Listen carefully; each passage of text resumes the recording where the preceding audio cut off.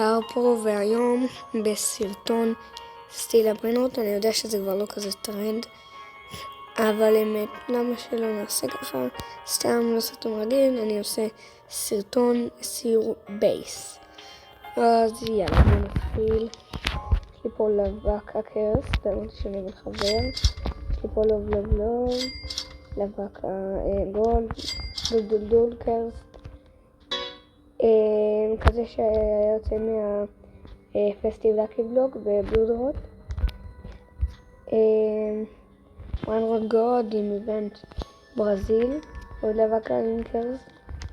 אם יש רוצה אני מחלק לבק הקרס, אני אעשה חלוקה, נראה.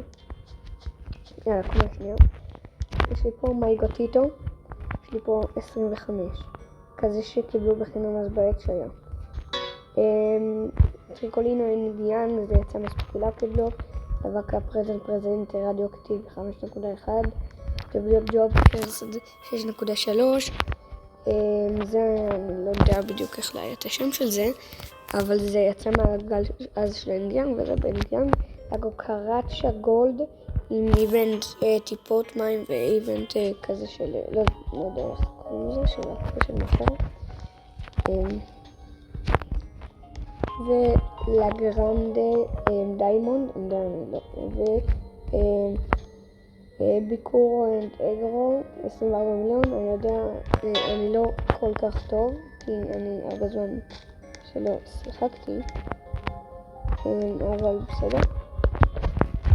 Trippi troppi.